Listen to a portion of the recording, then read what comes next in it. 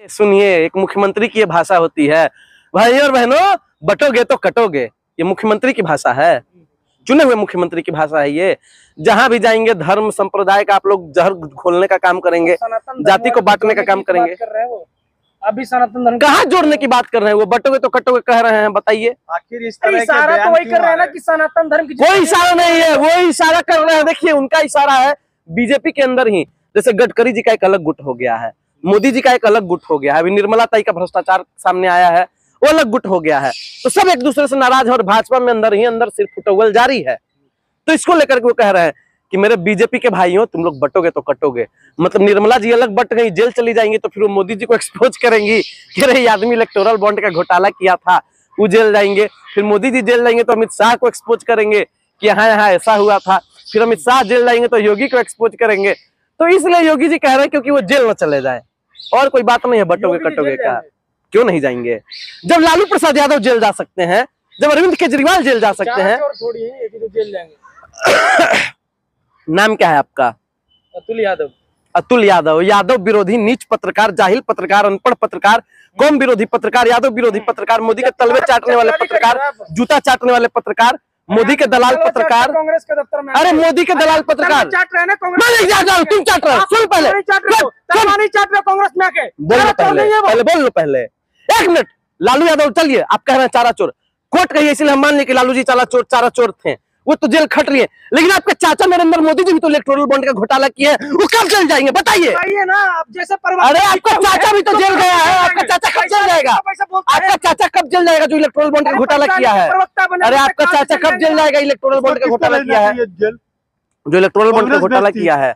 Bharatiya Janata party, Narendra Damodar Das Modi कब जाएंगे jail? आपका नड्डा कब जाएगा जेल? अरे नड्डा कब जाएगा जेल? नड्डा कब जाएगा जेल? भेजने की बात कर रहे हो। कांग्रेस की सरकार थी तो क्या कर रही थी कांग्रेस? तेल लगा के सो रही थी। पागल आदमी है, लग रहा है पागल है, पागल है ये आदमी। सस्ता नशा जो अडानी का ड्रग्स आता है, मुद्रा पोर्ट से जो ड्रग्स आता है अडानी का, उसको पी के आदमी आया पत्रकारिता करने। पहले जब बात खोली दिया तो पूरी बात हो। हाँ बोलिए पूरी बात। 2002 में दंगा हुआ, पूरा कांग्रेस बोलती है कि गोधरा दंगा मोदी जी ने करवाया। तुम्हारी सरकार थी, क्या कर रहे थे तुम? पहले तुम ये बता दो। जिस दिन बता दोगे उस दिन समझ जाएंगे। बेशर्म आदमी। 2002 में तुम्हारे फूफा मुख्यमंत्री थे जो पेंशन बंद करवाए थे, जो पेंशन बंद करवाए थे। कौन थे तुम्हारे फूफा? कौन थे तुम्हारे फूफा? पेंशन कौन बंद करवाया था? पेंशन कौन बंद करवाया था? अटल बिहारी वाजपेयी। अटल बिहारी वाजपेयी थे 2002 में प्रधानमंत्री। बात कर रही बड़ी बड़ी बात, क्या उखाड़ा? गजब हाल है। हमारी सरकार ने बहुत सारे काम किए हैं। क्या उखाड़ा? तुम वही लोग हो, पुलवामा के अपराधियों का पता को जेल भेजा। बोल लो पहले बोल लो। चुप रहो, चुप रहो, सुनना शांति से। बीजेपी गलत है, बोल दोगे गलत है। 10 साल ऐसे नहीं मानेगा ये आदमी, गू खा के ही मानेगा जैसे बीजेपी वाला मानता है, ऐसे नहीं मानेगा ये आदमी। क्या किया मैं आपको बताता हूँ। अरे नरेंद्र, अरे चुप रहो भाई, सुनो पहले, अपने पे आगे तो अरे सुनो पहले। अरे बहुत जोर। नरेंद्र मोदी जी प्रधानमंत्री है, पुलवामा का हमला होता है इस देश में, पुलवामा का कौन जिम्मेदार था उसको नहीं पकड़ा गया। दूसरी सबसे बड़ी बात आपको बताते हैं, जब कांग्रेस की सरकार थी तो मुंबई में एक बड़ा हमला हुआ था। अजमल कसाब को पकड़ लिया गया और उसको फांसी दिलवाया गया। क्या किया तुम्हारी सरकार ने? पुलवामा के जो अपराधी थे उनके साथ क्या हुआ बताओ? वो अपराधी पकड़े गए कि नहीं पकड़े गए? नहीं पकड़े गए। बात तो सही बोला आपने। यही बोला आपने।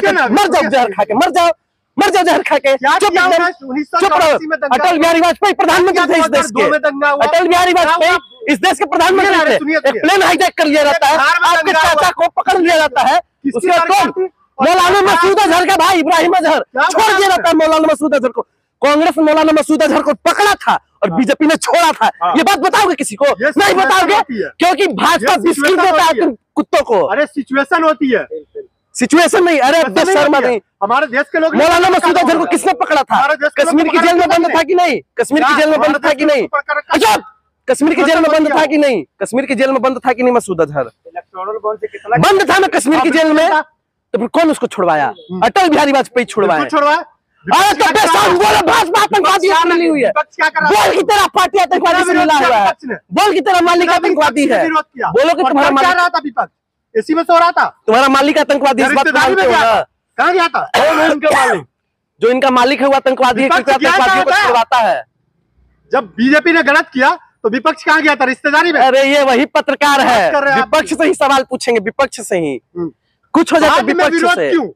जब तुम पावर में हो, विपक्ष में हो, तो विरोध उस टाइम में क्यों? अरे ये अनपढ़ आदमी है, पागल उगल है क्या ये आदमी, इसको पता है कुछ भी? सवालों का जवाब 2002 में अटल बिहारी वाजपेयी थे प्रधानमंत्री, तो विपक्ष में थे। 2004 में बने ना। हाँ 10 साल था ना तुम्हारे पास कुछ करने को। ये बताओ क्या उखाड़ा?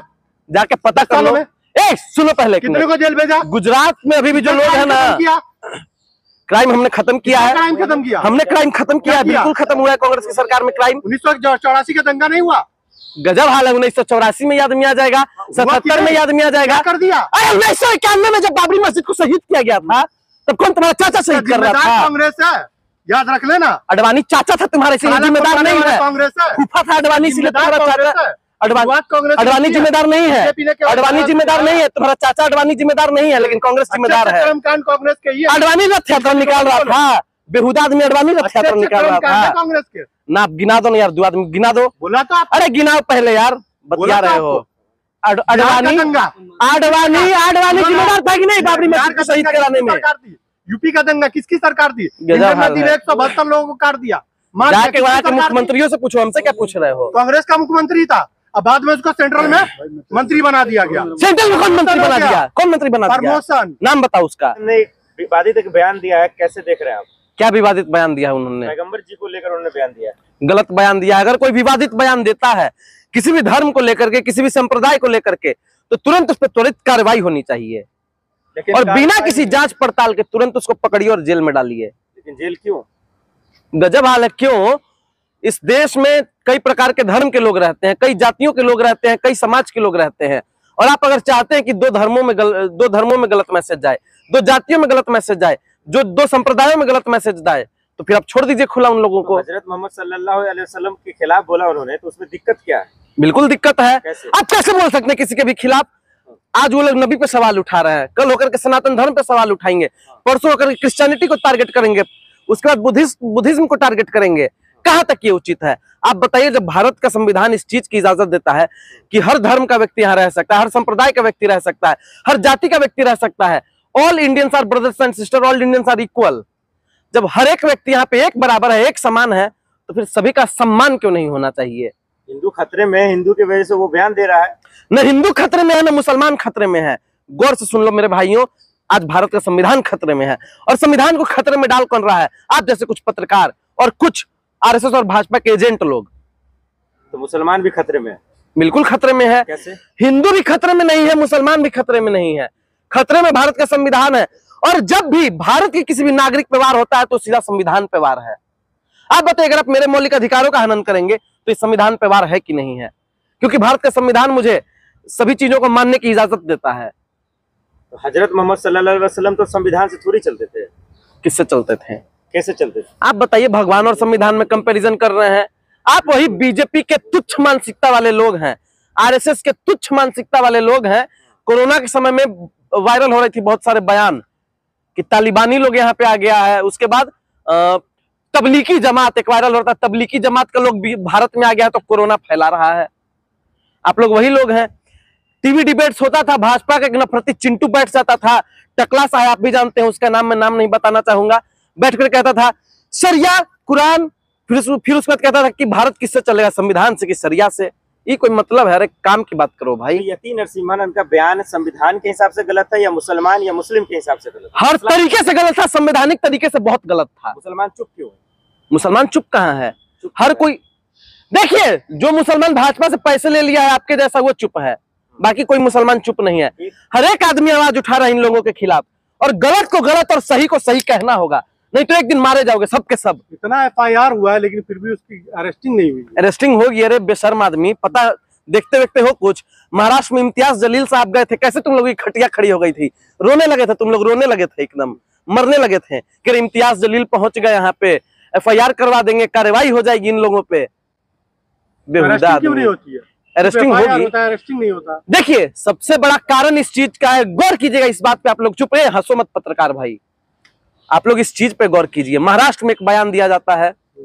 महाराष्ट्र में ये बयान क्यों दिया जाता है? क्योंकि महाराष्ट्र में विधानसभा का चुनाव होने वाला है, और चुनाव होने वाला है, इसीलिए इस मामले को हिंदू मुसलमान का एंगल दिया जाए। और उसके बाद ओवैसी साहब आए, कुछ इधर से वोट काट लें, और भाजपा आरएसएस आए, कुछ इधर से वोट काट ले, और बाकी जो है खत्म हो जाए, और बीजेपी की सरकार बन जाए। इसीलिए दिया जाता है सब बयान। उत्तर प्रदेश में इस तरह का बयान क्यों दिया जा रहा है? क्योंकि झारखंड उससे सटा हुआ है, झारखंड में चुनाव होने वाला है। उत्तर प्रदेश में इस तरह का बयान क्यों दिलवाया जा रहा है यतीन नरसिम्हानंद जी से? इसलिए दिलवाया जा रहा है क्योंकि उत्तर प्रदेश के 10 विधानसभा की सीटों पर चुनाव होने वाला है, लेकिन ये पत्रकार समझेगा नहीं इस एजेंडे को। अरे यतीन नरसिम्हानंद का समर्थन कीजिए, आप तो हिंदू हैं। हिंदू शब्द कहाँ लिखा हुआ है? हिंदू शब्द कहाँ लिखा हुआ है? हमारा धर्म है सत्य सनातन वैदिक धर्म, हम इस धर्म को मानते हैं। मतलब इस देश में हिंदू नहीं है? सत्य सनातन वैदिक धर्म है। आप बोले चुनाव की वजह से ऐसा हो रहा है, बिल्कुल। तो योगी जी से पंगा ले रहा हो? योगी जी को कुछ भी भगवान है योगी जी, भगवान हो रहे हैं वो, आपके भगवान हैं। जाके जाइए, अरे फूल माला चढ़ाइए, जय योगी बाबा, ओम जय योगी बाबा कीजिए जाके। बेहुदा आदमी बात ये है कि एक मुख्यमंत्री को भी इस तरह तुम लोग वही आदमी हो। जब अखिलेश यादव बोल रहा है, जब हमारे अखिलेश यादव मुख्यमंत्री थे, मुख्यमंत्री के पद से हट रहे थे तो गंगा जल से धो रहे थे तुम लोग, और योगी को भगवान कह रहे हो। कोई सेंस है इस बात का? कहाँ से सेंस लाते हो भाई ये सब? भगवान बोला योगी, कहाँ से सेंस लाते हो ये सब? समझने वाली बात है। योगी आदित्यनाथ देखिए, विरोध उनका हो रहा है तो होना चाहिए, सीधी सी बात है। और योगी एक आम इंसान है, एक मुख्यमंत्री है सिर्फ उत्तर प्रदेश का, उससे ज्यादा कुछ नहीं है। लेकिन आप पैगंबर साहब पे सवाल नहीं उठा सकते हैं। मैं एक लाइन की बात आपको कह रहा हूं। पैगंबर साहब को भी बोला, उसके बाद योगी जी को भी बोला, अब्दुल कलाम को भी बोला, सबको तो उसने बोला है। बेशर्म आदमी, भारत के पूर्व राष्ट्रपति रहे हैं, अब्दुल कलाम मत बोलो, डॉक्टर एपीजे अब्दुल कलाम बोलो, इज्जत के साथ, सम्मान के साथ, नहीं तो कैमरा वैमरा सब छीन लिया करेंगे तुम्हारी। कहाँ से पत्रकारिता किए हो? योगी जी भी